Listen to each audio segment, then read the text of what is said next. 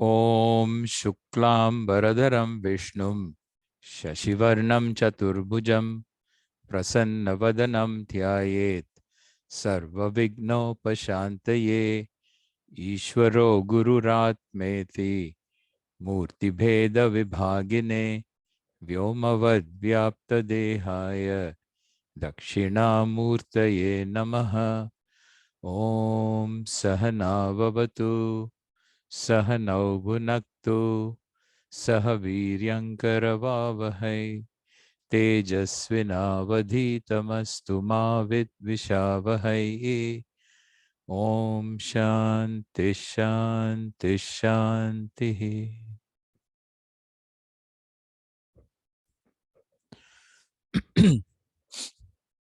Okay, so as you all know, we are going to look at today this important topic. So entitled Sanaatana Dharma. So this particular name has been in the news quite a bit recently, but irrespective of that, it is something that we need to all understand to the extent we can, exactly what is meant by Sanaatana Dharma. Because it is really our identity. It is who we are, it is what we are, it makes us what we are, in fact. It is our religion, our tradition, our faith. It's what we live by. So it's very important for us to understand what is meant by Sanaatana Dharma. So to begin with, this particular name, it's described as a endonym. I'll use this term. An endonym is a native name that is used by the people, by a group of people, native to them, as opposed to the opposite, which is called as a exonym, which is a name used for something by the non-natives. Okay. So here, in this particular example, it refers to the term Hinduism. So Hinduism is called as a exonym. It's a word used by non-natives.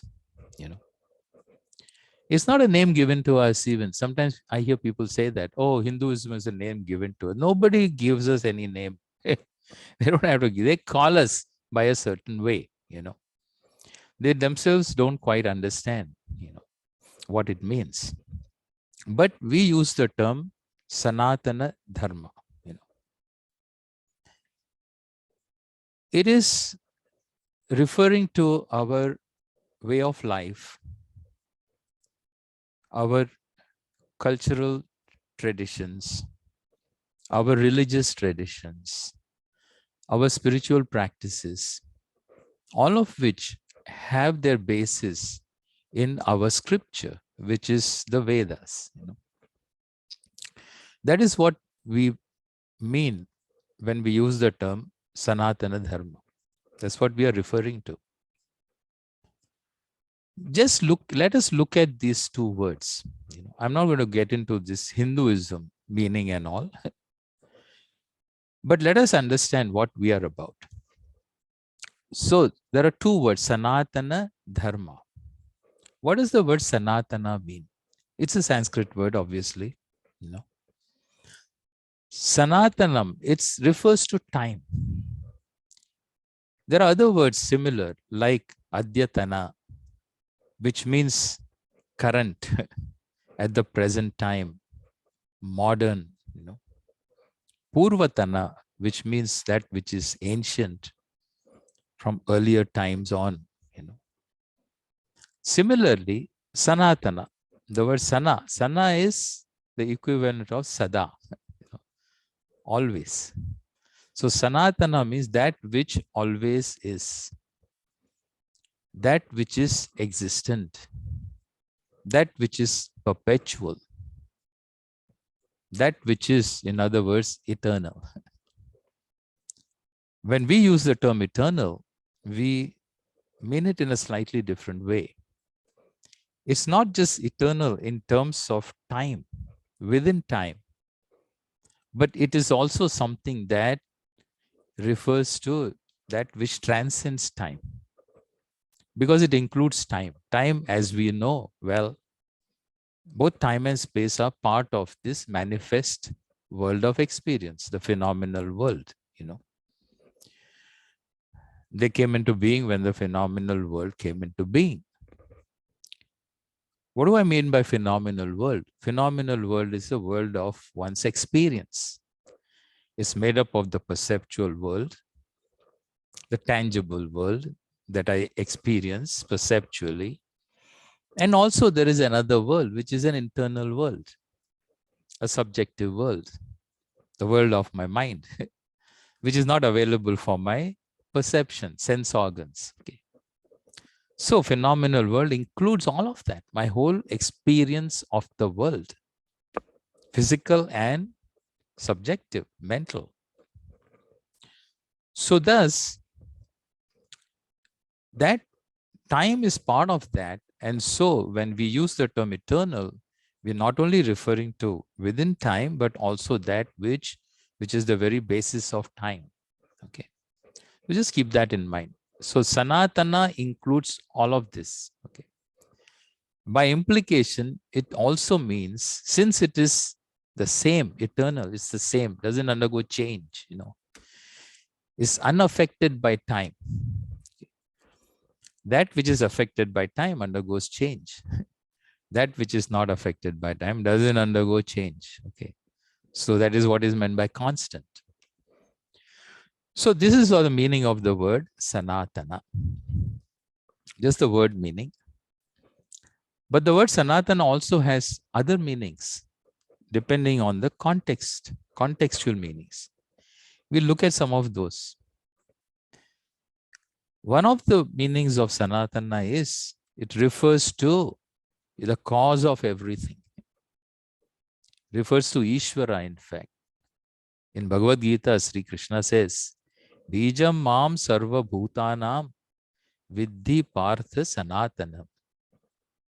Know me, mam viddhi, know me as what? As sarva bhutanam bijam, as the seed, as the ultimate cause. Okay. There is a proximate cause, there is an ultimate cause. So know me to be that which is the ultimate cause of all beings. We look upon Ishvara as the ultimate cause of everything. Okay. All that is there, the phenomenal world of experience, including the sentient beings in it.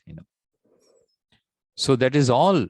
And the manifest, the whole thing manifest is nothing but that potential is called as Shakti, Ishvara's Shakti. Okay. So Ishvara, the ultimate cause of all that there is, along with the potential, the Shakti. And we say potential when it is not manifest. When it is manifest, then it is manifest. That is called Ishvarasya Shakti. Okay. So thus, including that, both together is what we look upon as the cause of all, or Ishvara, or Bhagavan. And he says, I am Sanatanam. Okay. So the word Sanatana refers to Ishvara, the cause of everything. Eternal, the one who is non-separate from the manifest and at the same time transcends all of it. Okay. So not only that, he says, even with reference to individuals, jivas. So I am Bhagavan. This, when we say cause, we don't understand Ishvara is the cause which was there and then just created everything and then is absconding. The deadbeat dad. He made the world, then left everything alone. No, it's very much there, inherent in everything, in all beings, available in all beings. Inherent means not just inherent, also available. I am there. I'm a sentient being. I'm available. I'm self-aware. I'm not just an object, inert object in the world. So thus, the Ishvara is very much available. In what manner? He says. As I am there in every being, he says. Mamai vamsho jiva loke jiva bhuta sanatana. Again, I am the one who is Sanatanam. I am the one who Sanatanam as manifest, as available, as existent in every sentient being, in every jiva. As what? As they are not separate from me. They are my amsha. My amsha means what? The same. I am there. That's why he's called as Antaryami, as Antaryamin, as what we call as Atma, as the ultimate self, the inner self, the very being, essential being, the changeless being that is non-separate from Ishvara alone. So thus, and as that, what is he called? He is Sanatana. So Sanatanam describes, the word describes earlier on in its meaning what Ishvara is, in fact, And he says, as the cause of all that there is, and not only that, as abiding in everything that there is, and abiding in a sentient being as its very inner soul, as its very inner being. Not only that, he says, he is the one. Sanatana is also the word, the one who is worshipped. So the individual, in recognition of one's relationship with one's cause, with one's origin, with Ishvara, in that relationship, the individual worships the total. Okay. Mama Amshaha, he said. So Bhagavan, Ishvara is the totality, and the individual is a individual. And there is a connection, there's a relationship. And in the relationship, what kind of a relationship it is? It is the one of a devotee to the Lord, is the one of the worshipped to the one who worships. Okay. That's why when we worship in Ashtottaram, one of the names that is used for Bhagavan is Sanatana. Om Sanatanaya Namaha. In Ashtottaram, Sri Krishna in this Ashtottaram, one of the names of the Lord used is called Sanatana. So salutations to Lord Sanatana. Even other deities are called as Sanatana. Lord Shiva, Lord Vishnu, Rudra, even Mahalakshmi, Saraswati, so Durga, they're all, the word Sanatana is used to describe. So every expression of that Lord in the form of all the deities. It's another thing. What else? Sanatana also refers to Dharma. We'll see a little bit what Dharma also has different meanings. But Dharma is Sanatanam, in fact. So, in the sense that this Dharma is part of the order. Dharma also has many meanings. We'll see that. But one of the meanings is the order that is there in the universe. It's a functioning universe. Okay. I have to use your phone. It's a functioning Srishti. Yeah. I have to listen George, to please. George, please mute your microphone. Oops. Yeah. Oh, sorry. So he says, Esha Dharmaha Sanatanaha. Arjuna. Sanatana is this order, includes the order of karma, right and wrong. Okay. Sri Arjuna in the first chapter, he talks about this. He says, Kulakshaye pranashyanti kula dharma sanatanaha. So the kula, all the dharma itself is something. In other words, we'll see this, I'll explain this further. How dharma is also Sanatanam, eternal. But anyway, the word Sanatana also refers to dharma. It describes the nature of dharma. Sanatana also is used sometimes as a personal noun, as a first name. One of the rishis, so Sanakadi rishis, 4 rishis were there. one of whose name was Sanatana. So thus the word Sanatana is used in many different ways, in many different contexts. Okay. Dharma. What is dharma? So the dharma word is derived from the root called dhru. Dhru means dharanat, that which sustains, that which supports, that which nourishes, that which upholds, that which protects is called as dharma. Dharmo rakshati rakshitaha. There in the sense of protection. Dharma protects the one who protects dharma. You protect dharma, dharma protects you. You don't protect dharma, dharma doesn't protect you. You protect dharma not by waving a flag. One protects dharma by living a life of dharma. That's the way to protect it. So it also has many different contextual meanings. Dharma once refers to general, samanya dharma. It's an infallible order in the universe that keeps the universe functioning. It includes all kinds of laws. Okay. And we know the nature of laws, at least physical laws we understand. To the extent we do, we study them in science. Science is there because there is order. If there was no order, there would be no science. So thus, this is an order that is not created by us. We look upon it as divine because obviously it is out of this world. It's not like a human laws. It's a laws that keep the whole thing functioning. Human laws are not like that. They are chaotic. They cause chaos. Somehow, to some extent, they prevent us from, so some kind of a deterrent from creating a total chaos. That is the nature of our laws. That's why we keep changing them. We keep modifying them. We keep changing them. We keep improving them. And then again, we have to improve it. That means we never really improve anything. But other laws are not like that. So dharma one refers to the order.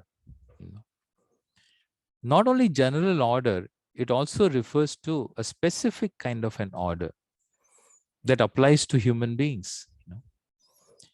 And that is the order of right and wrong. Right and wrong. So, in that, because for one simple reason, that human beings are different from other beings, non-human beings. Okay. They are a little different. They have certain capacity. They have a free will. They can make choices to a limited extent.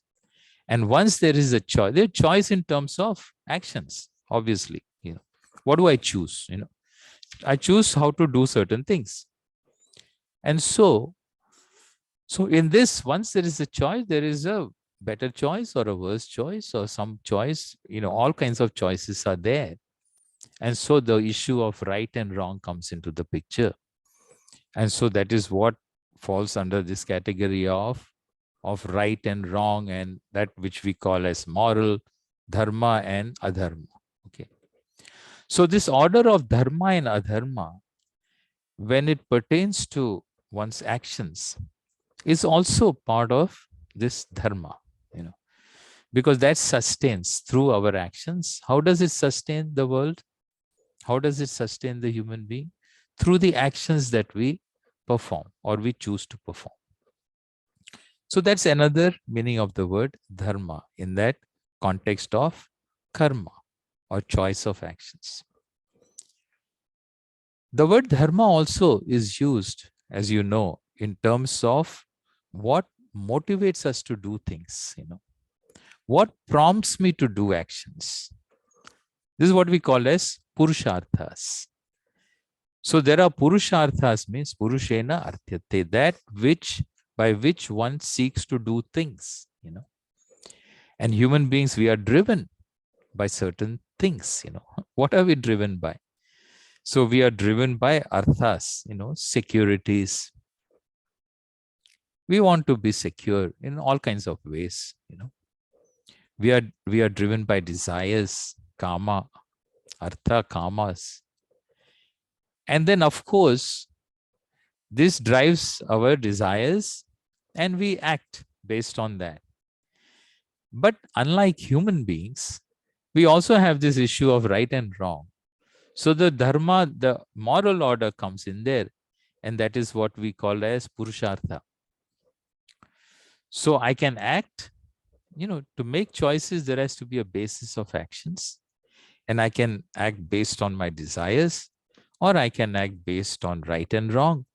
And when I choose to act based on right and wrong, their dharma becomes the primary factor, motivating factor, not my desires.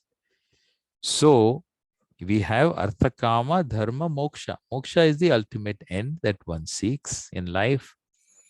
But even though we have this order, really speaking, when we describe it for a human being, we always say dharma, artha, kama, moksha. Dharma always comes first. It is mentioned first because that needs to be the goal of life as the motivating factor. So in that sense of that which drives me to act as the basis of my choices is dharma. And in that context, it is considered to be one of the purusharthas, motivating factors. Then dharma is also used in terms of just what is the one's duty. What is one? This being driven to act based on likes and dislikes is what makes up one's duty. And so in relative context, we also use the term dharma, like manava dharma. What is the duty of a human as a human being? Sensitivity towards other beings, sensitivity to the environment. So recognition of others, working for mutual good, not just driven by one's own selfish needs. So this is all the manava dharma. There is kula dharma. So depending on another context, family, within the context of the family, within the context of my nation, my national loyalty, Rashtriya Dharma, and so on. So thus, there are different contexts also. We use the term for duty. And dharma also means guna or quality. What is the essential nature of something? Like the dharma of fire is heat and light, let us say. So here the essential characteristic of something, and when we say essential, we mean that it has to be there. If it's not there, then that object is not what it is. Okay. That is what is meant by essential or fundamental. That doesn't change. That is there. So that guna is also called as Sanatana. So now when you look at this term, Sanaatana Dharma, okay, the Sanaatana Dharma, really speaking, so it's a way of life, it's a way of life that is lived and practiced by a certain group of people, okay, which they know what it is because they live it and they practice it. It is based on something.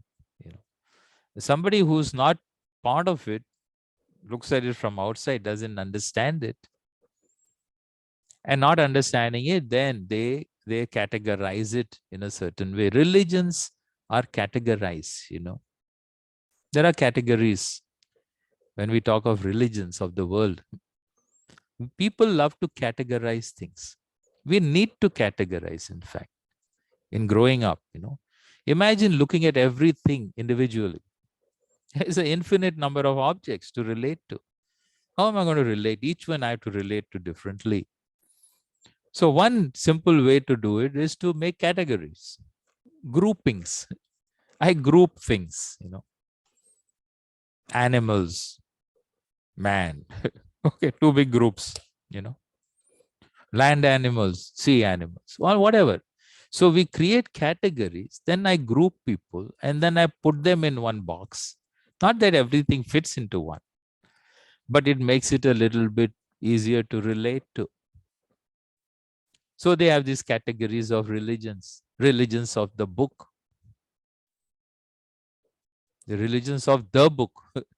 Every book, every religion is some book. After all, of course, after the books were written. Before that, they didn't have books, so they knew. They had knowledge. Knowledge was there. Knowledge didn't come with books. Books only expressed what knowledge was there. So then every knowledge was there. Whatever forms people believed, they believed. But then now we have a religions of the book. Which book? Everybody has a book. No, the book. It becomes the book, So religions of the book are religions. Religions not of the book are, you don't say your books. They say you have no books. Here's the books. I've been told this. Hinduism has no religion. Hinduism is not a religion. Hindus have no religion. First they say your religion, they call them Hindus or Hinduism. The category. Then you tell Hindus that Hinduism is not a religion. Why is it not a religion? I ask. Because you don't have a book. You don't have a book. What is your book? Then you start naming books, because ourselves we are not clear. Somebody says Veda, somebody says Gita, somebody says Ramayana, somebody says this, they're unsure. Is what? See, you don't have a book. So it's not Sanaatana Dharma. It's a way of life lived, practiced by a large group of people. It is based on a certain view, a profound view of life, which has its source in a body of knowledge called as Veda. This is what our dharma is. That is a way of life based on certain principles, certain understanding of the world, of our source from which we have come, based on certain values, goals, fulfillment of certain goals, and which has at its very core the divinity, which is fundamental to all, in all. We talk of oneness. We don't just talk of one God and then fight over which one. We talk of oneness, the divine oneness that is there in all. That is something which has to be recognized, which involves an intimate self-realization, self-recognition. It is oneness among all beings that are there. And that one divine source, infinite source of all that there is, Okay. This is what we call as Sanaatana Dharma. So this doesn't really fit into some of the other definitions of religion when people talk about religious categories, And then we also repeat, many of us, some of us repeat, oh, Hinduism is not a religion. It's a way of life, It's a way of life. I don't know what to say.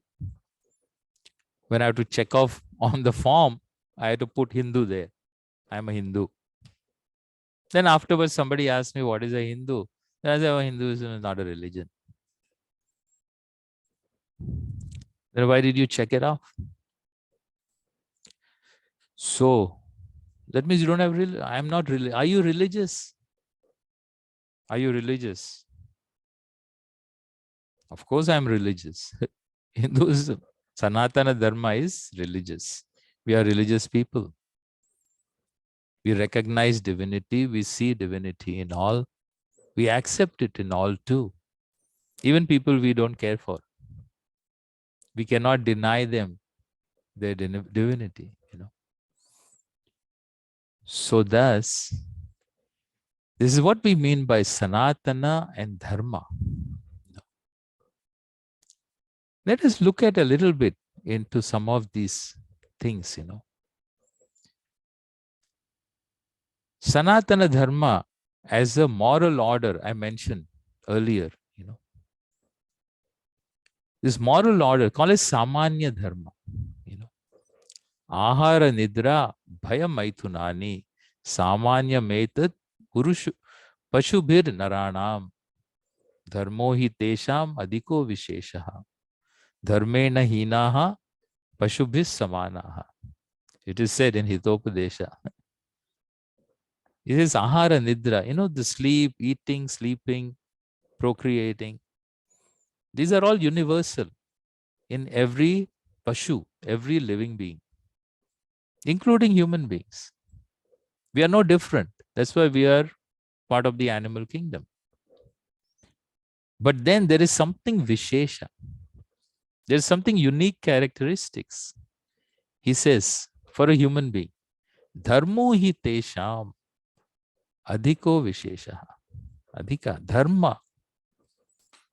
It is dharma that is unique applies to a human being because of the faculty of free will, limited free will, not absolute free will. If it was absolute, then you can choose not to have it too. So it is, to an extent, it is there. It's not absent. And that is what makes it unique for a human being, but also with a unique burden, that of making a choice between right and wrong, he says.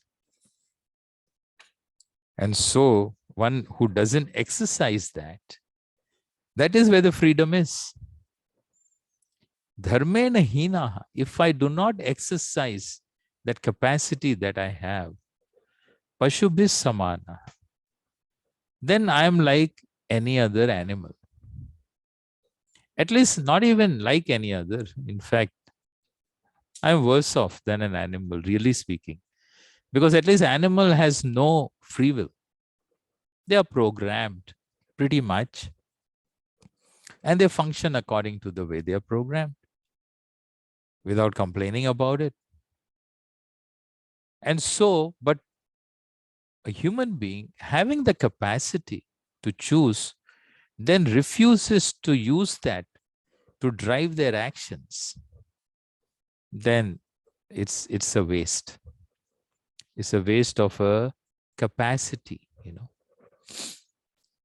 So thus he says, this Samanya Dharma is something which is not created by a human being. It is something that one is endowed with, one is given, given to learn, but then one has to learn, one has to learn how to exercise it.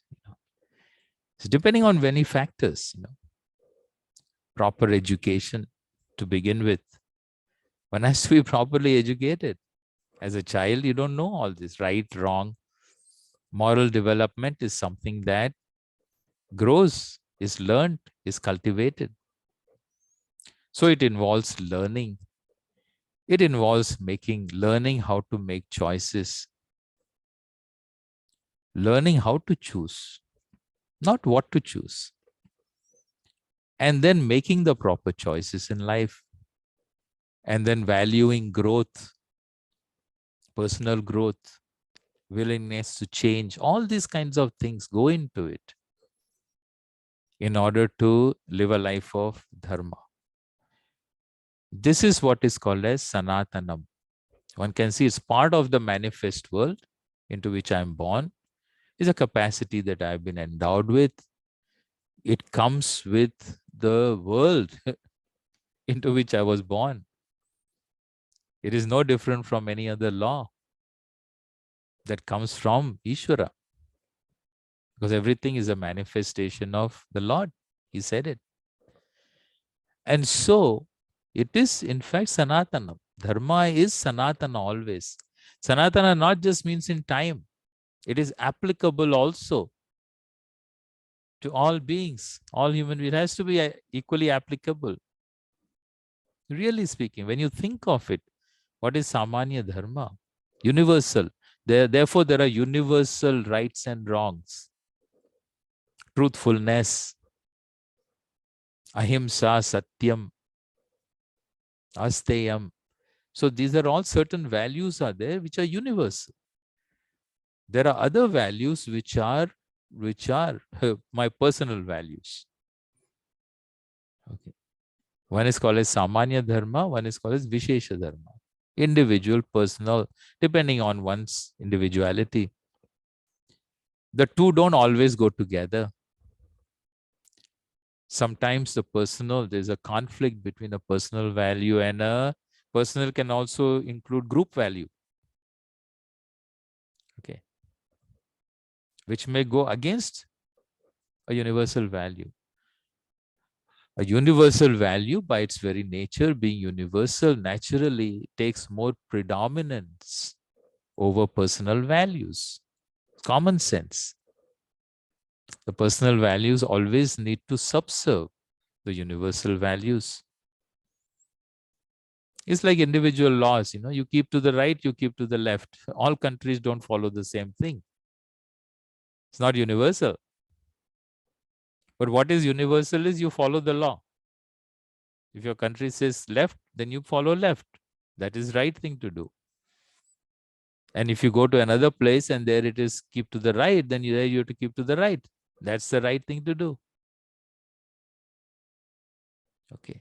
So there are Samanya Dharma, there are Vishesha Dharmas.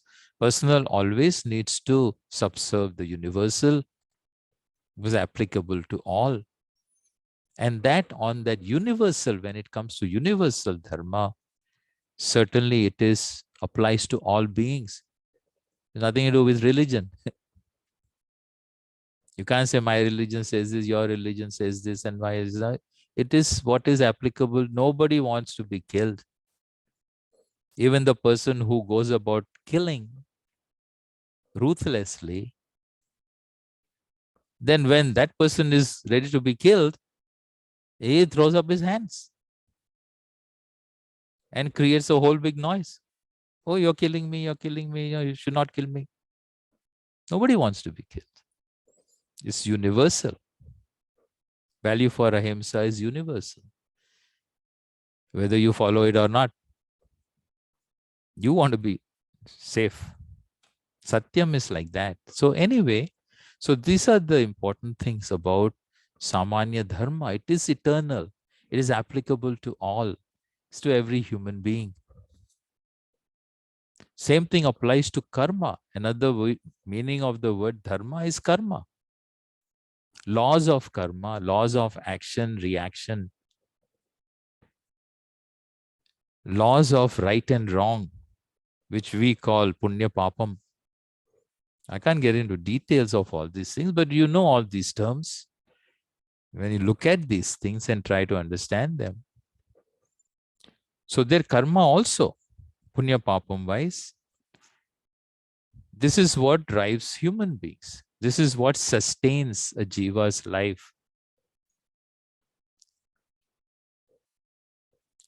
This is what makes a jiva manifest to fulfill the results of their actions. If you want to go beyond this life and understand that aspect of it. So then we have karma phalam, results of actions, all of which cannot be fulfilled in a lifetime. But they don't just disappear. They are connected to the individual. And so as a part of that process, that cyclical process, there is janma, there is karma, etc. That is how it becomes dharma. And that is how it becomes eternal in terms of time, cycles of time. So that is dharma in terms of karma. And dharma, as I explained, as the driving force, dharmartha kama, to what end? To an ultimate end. An ultimate end in which a human being seeks something special. And that something special is that which is, there is an urge for something within every human being. And it's an urge to be free, free from limitations.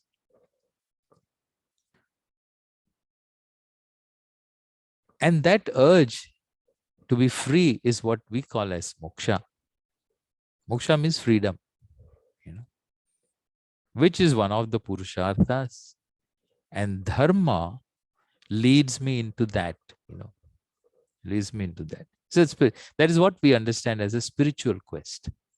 A spiritual quest is a quest to be a free being inside, to feel fulfilled, in other words, as a human being.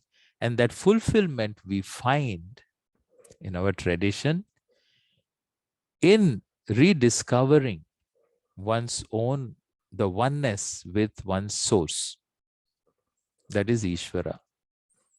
So in the form of fullness, in the form of completeness, in the form of that recognition of that divinity which is there within oneself, and in connection with the world outside too. So that is how we see as the ultimate goal of life. And so ultimately living a life of dharma, which leads us to that particular end.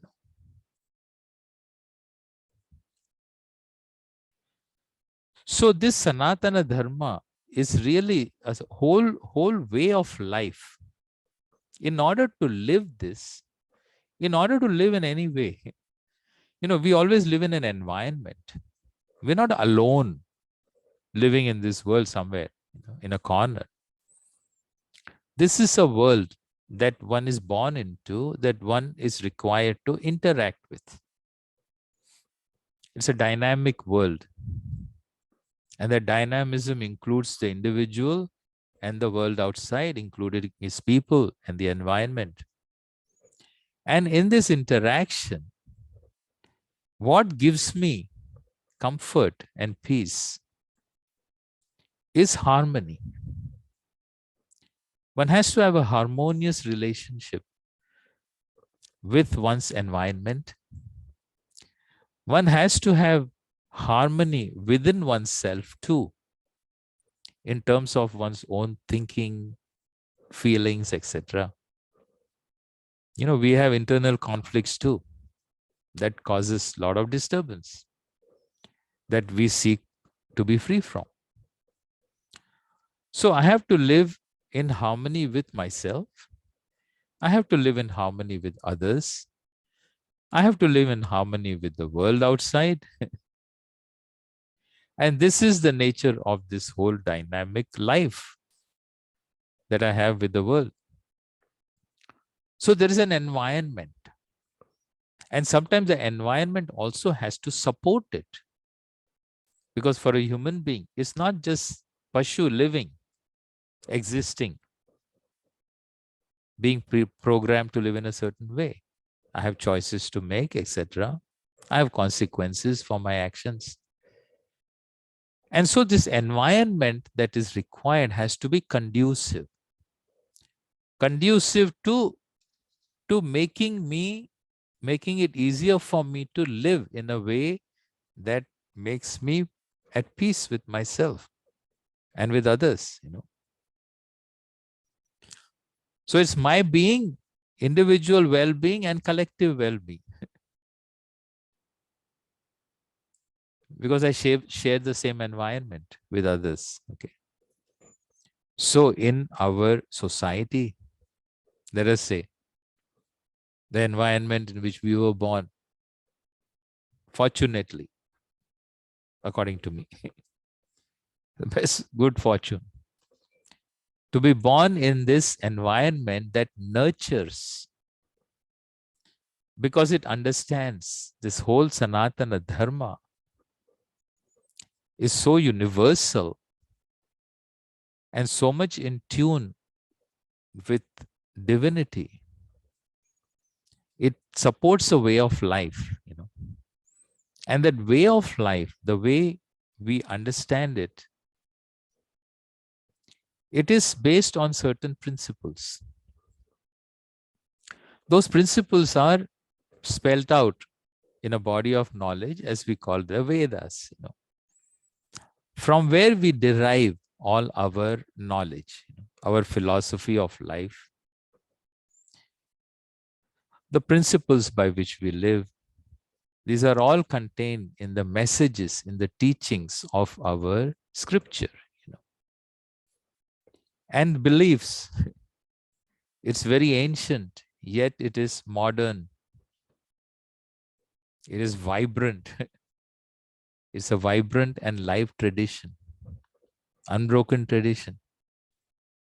That's why it has stood the test of time, because of certain inherent truths that are there in it, So he says it's flexible too, because it understands human beings and their needs and their limitations. This truth, it has to be truth, only then it has an inherent strength. Otherwise, like any other religion, so many have come and gone, But the truth always has to be abiding. It is Sanatanam, truly speaking. Only truth is Sanatanam. Nothing else can be Sanatanam. Because truth, as we saw, is changeless. It is essential. It is at the very core of everything. And anything short of that, why do we need to seek it anyway? So this divinity in all, that is the template. This provides the template by which we live, And this is what is called as this Varnashrama Dharma. It takes two factors into consideration in terms of living a life. One has to do with one's disposition. Just see at what a human level this is. One has to do with disposition, because the way you live, the way we make choices, value systems, so many things are there that are all, one has to be sensitive. Not every human being is not exactly the same as the other. So this disposition, it is what is called as Varna. Varna is a description, that which describes the quality, the inherent quality, the tendency, the disposition. This is what is meant by the term Varna. And this Varna is there are different types of people with different dispositions. Thus, we have this description of 4 different types of people. This applies to all human beings. So, Sattva, Rajas, Tamas, these qualities are there. Gunas are talked about. So, the ones, mentally speaking, cognitively speaking, somebody who's contemplative, somebody who's a thinker, somebody who's dynamic, somebody who's interact. There are different types of people. And where they are at, the choices they make, how they live, all are influenced by that dynamism, that tendencies. So thus we have one category called as Varna. And then there is, we all grow, we grow through different stages in life. So 4 basic stages of Brahmacharya. So the early years of life are the years of learning about the world, learning about myself, and learning discipline, self-discipline. It's a stage of life that is made up of all of these. Okay. Then, having learned how to live in the world, how to make choices, how to survive, how to have restraint, then I live a life. I live a life of participation, of consumption, participation, production. And then that is how I live my adult years. And then slowly I step back from living a competitive life to a quieter, contemplative life, and let the young people compete, because I don't need to anymore. I have gained a certain degree of fulfillment. And then, so getting back to the ultimate goal, all this leading towards an ultimate goal, etc. That is all what we call as ashrama dharma. Dharma is a way of life based on guna and based of ashrama, based on varna, based on ashrama, stage of life. This is what we call as varnashrama dharma. In that, so the tradition spells out certain duties and responsibilities based for what purpose? What's the end point? For one's growth. Growth in terms of one's qualities also. Becoming more mature emotionally, cognitively. What's a mature person? A person who can handle himself or herself as an individual and as a part of a group, as a part of society. Live in harmony within oneself and with others. Those all have to do with values. Those are values are part of dharma.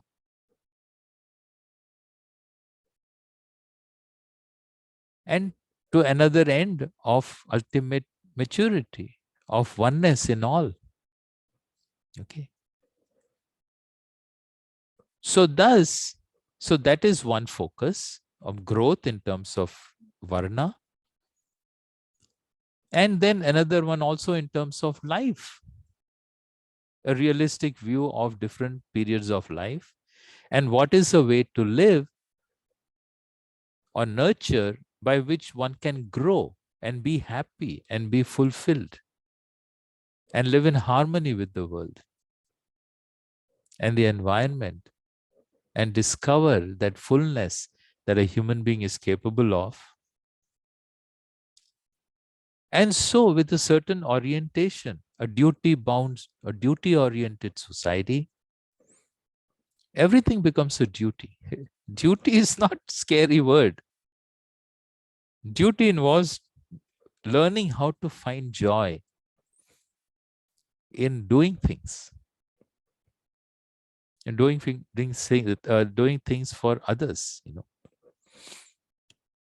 I live a life that is my dharma, swadharma. This is what is called as swadharma.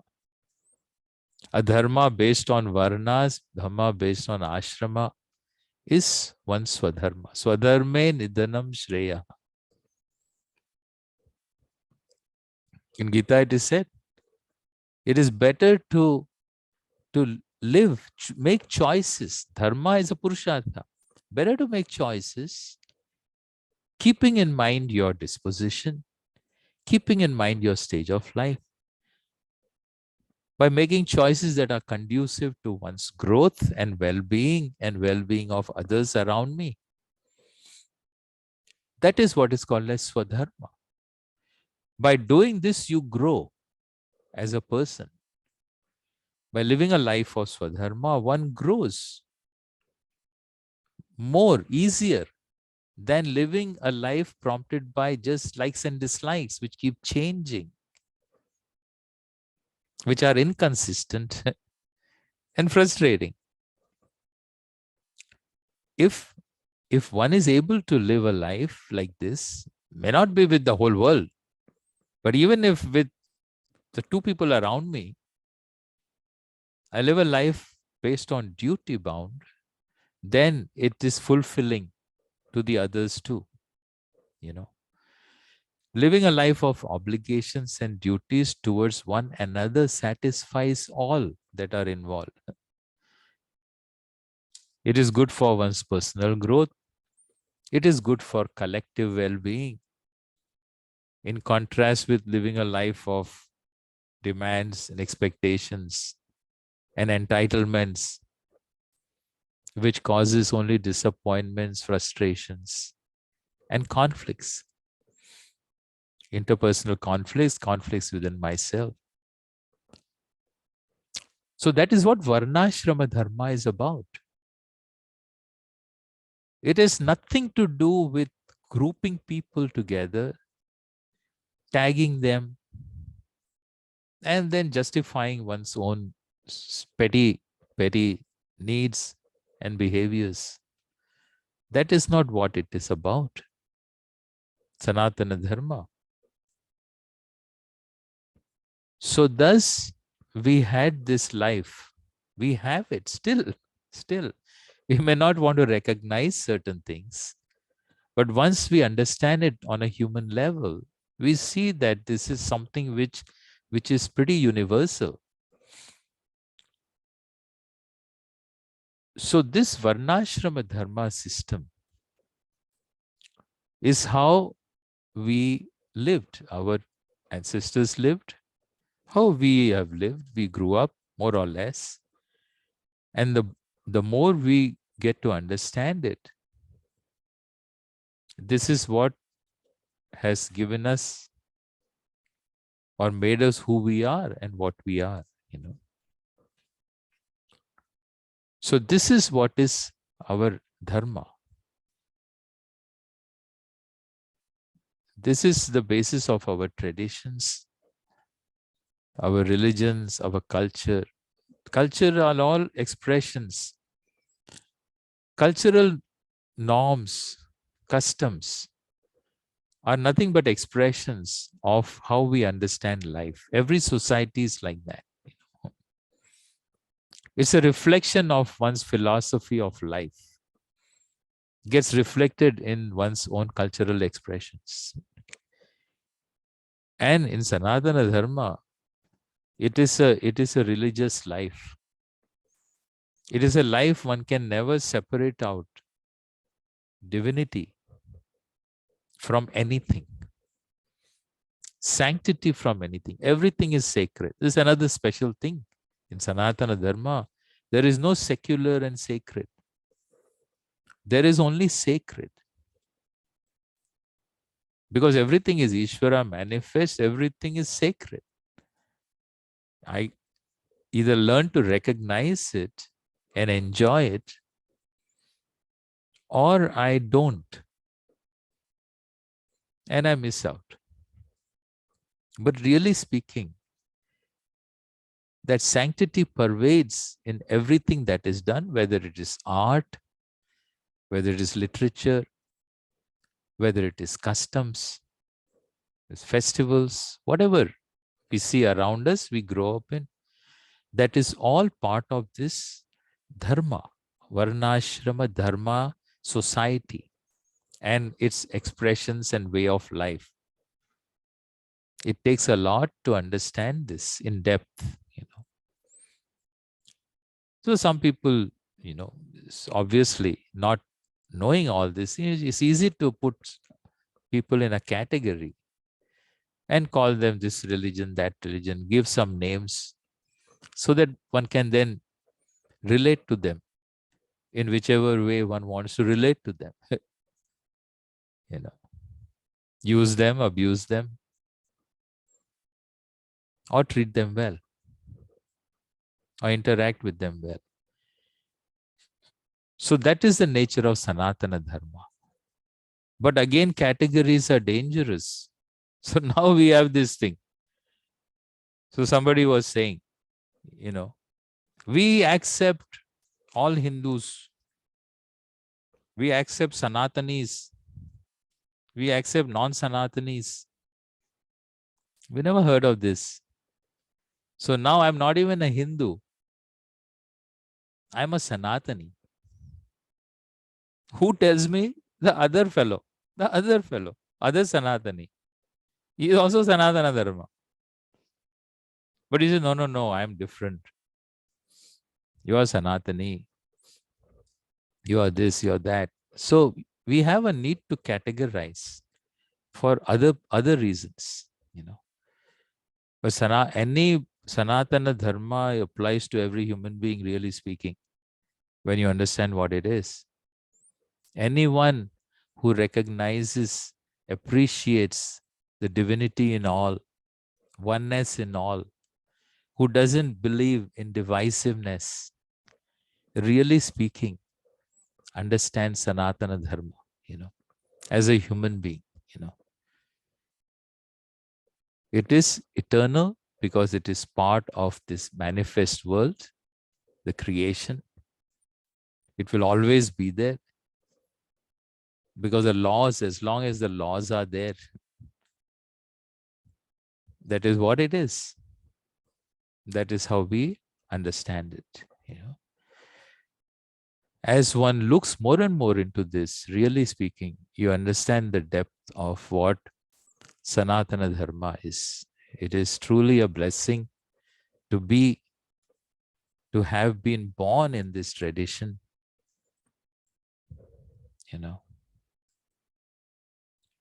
which applies to every human being. Really, it applies to all. I think with this, I'll stop. I think this gives a good, broad understanding of what is Sanatana Dharma. Of course, there is so much there that is in terms of details, but it all fits into this big picture. Every little piece of the puzzle fits into it well, when you start looking at it. Om Purnamada Purnamidam Purnat Purnamudachyate Purnasya Purnamadaya Purnameva Vashishyate. Om Shanti Shanti Shanti. Harihi Om Shri Gurubhyo Namaha. Harihi Om.